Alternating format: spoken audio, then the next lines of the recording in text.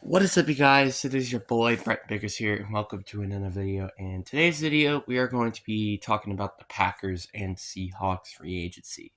But before we get into today's video, I will be saying this thing on my community tab. I said that I'm not going to be uploading videos. I will just be uploading a ton of videos to postpone them. So yeah, these are one of these videos. Sorry if something gets updated or anything with these two teams, but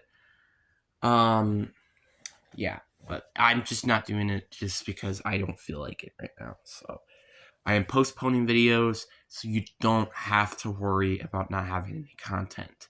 So yeah. But anyway, let's get into the video.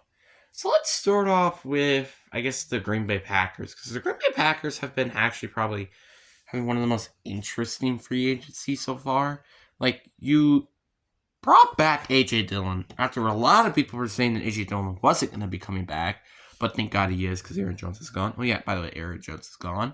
David Bakhtiari is gone, which thank God he is because we just saved under a hair of $21 million, which pretty much got us able to sign Xavier McKinney and Josh Jacobs, which honestly is pretty nice. I just didn't like Josh Jacobs' contract really. Like, what was it again? Like, 4-year deal worth $48 million, I think, and like 30 guaranteed, I think. But like, and just throwing it out there as an example, that is 1.5 of what Derrick Henry is getting. So yeah, he's getting a half more than what Derrick Henry is getting. 1.5. But yeah, you kind of get the point. Xavier McKinney, do I think we kind of overpaid on him? Yeah, I mean, 4-year deal worth $68 million. Yeah, I think that's a pretty overpay. It's like $17 million a year. The reason why I'm like not the biggest fan of these contracts is just because we're paying positions so much money. It's a little frustrating. Like, I hope the Packers know what they're doing with these contracts because these are terrible contracts. If Josh Jacobs is not what he was back in 2022, this contract is terrible. Xavier McKinney is like, well, I mean, he has been a good safety, but like, unless he's like Jesse Bates like level, or maybe around where he was last year, this is also going to be a bad contract. So I don't really like any of these contracts at the moment. They're not anything impeccable, but I do really like that we did bring back A.J. Dillon because we really needed a running back. So, but I still hope we draft a running back in this class, just in case for anything terrible to happen with either Josh Jacobs, A.J. Dillon, or even if at least one of them, you know what I'm saying? So I really do hope we do something like that. But outside of that, I think our free agency has been very interesting, to say the least.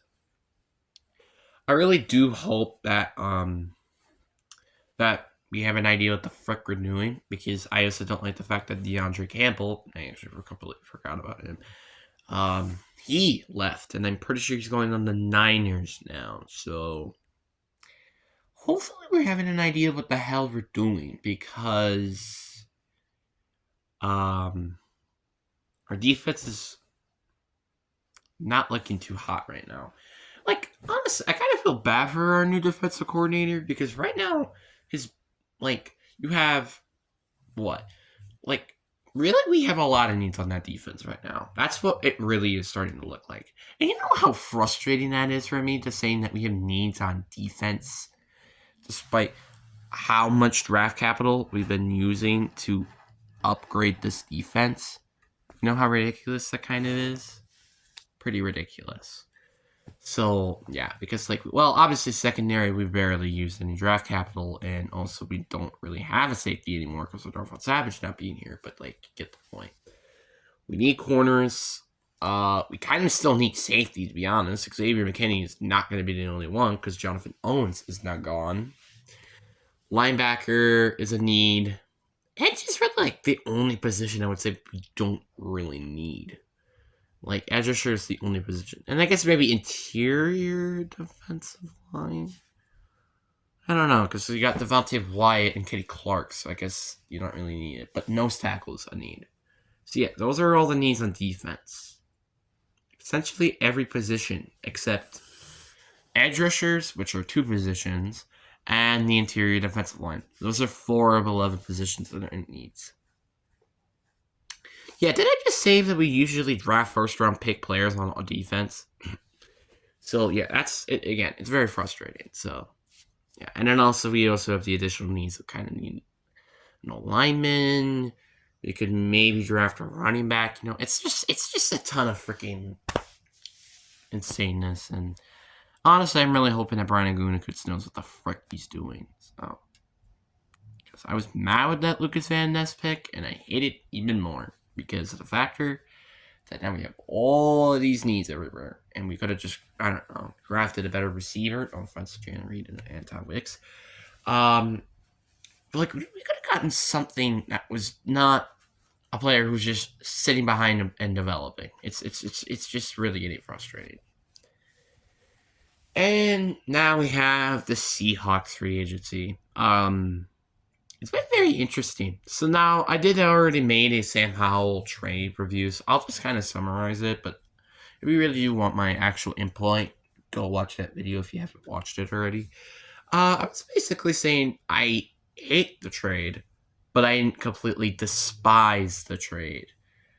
To the point where I would give it an F. I give it a D just because, well, one, we're at least getting our draft picks back, so we're not trading anything. We're just trading down from the draft. And 2, he could be a pretty good quarterback, I feel like, over here, to be honest. But that's my opinion.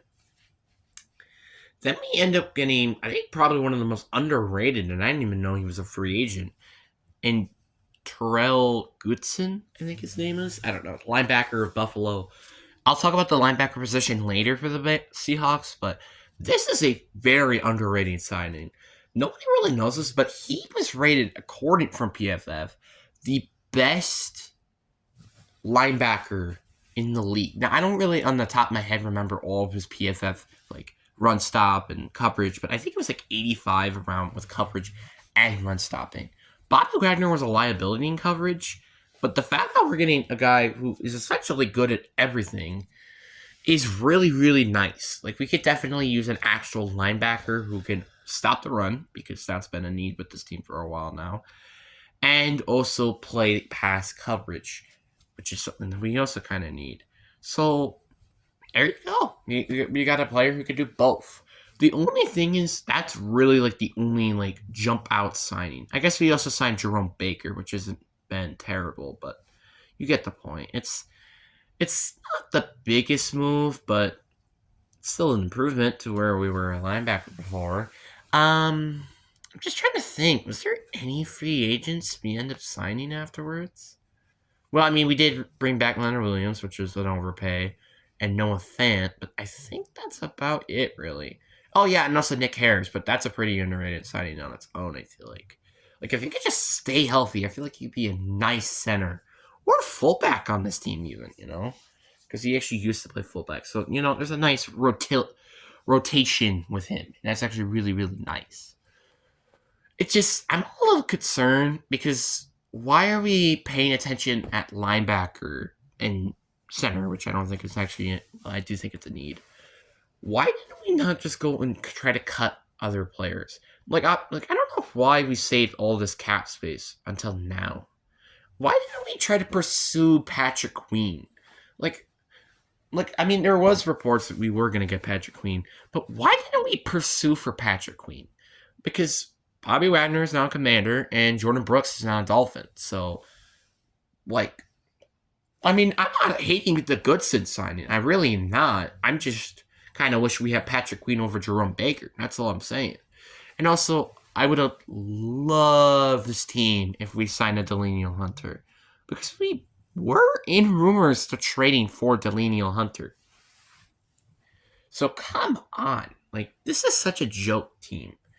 I don't want to be a joke, because this is kind of becoming a joke. You got, teams like the Steelers making tons of moves that fix the team. Then you have us, who are just kicking the can with Geno Smith, and just making moves that are not necessary. Except the Tyler Goodson and Jerome Baker signing because you made it necessary. So yeah, and like again, I just don't want a Genoa Wosu here anymore. He is getting way too much money, and I hope we can eventually cut him to free up cap space. Because like you also got what Bafe Mafe, you have Darrell Taylor, who you brought back for no reason, and you had the now sophomore Derek Hall. So you know, Gino Owusu has no purpose of being here anymore. And that's frustrating as well. We did not end up going to get a safety to replace Jamal Adams and Quandre Diggs, who we both cut. Obviously, we had Julian Love, which I think is a good start, but we still don't have an actual safety. That is an issue. So, yeah. But honestly, I really also hope that we trade down because I don't think we even have a second round pick, but I do think we have a third round pick as well. But then, like, we go all the way down to the fourth round, and that's like, I kind of want to trade down, try to get a second in return, and maybe throw in some other picks for next year. I don't care. Just try to get this deal done, and try to get like a second in return. I don't know, something like that. Okay, good. Um, the one thing though that is really frustrating is the factor that we are just not close to it just doesn't seem like we're taking this seriously. Like we just traded for Leonard Williams for a second and a fifth next year. And now we're not gonna even try to go all in now, really? Is that really what we're about to be doing now? It's frustrating. It's frustrating. I don't like this. This is a very disappointing offseason because I thought we were gonna try to go all in, fix the defense, and get the O line. Because like we did all this restructuring and cutting players just to barely do anything in free agency. It's very frustrating. I mean, I can also say the same thing with the Packers, but the Packers didn't really release as many players as we did and freed up as much cap space than they did. With the Packers, it kind of can make sense because like there wasn't really as much needs as there is on this team. Like you got a question mark at running back because Zach Charbonnet. Receiver is also a bit of a question mark, even though I think we probably have one of the best depth receiving cores in the league. Interior offensive line is a need. Edge rushing is a need. Corner is a need? Maybe, but safety is also a need. So you kind of get the point here. I hope that we are addressing this first round pick now on defense.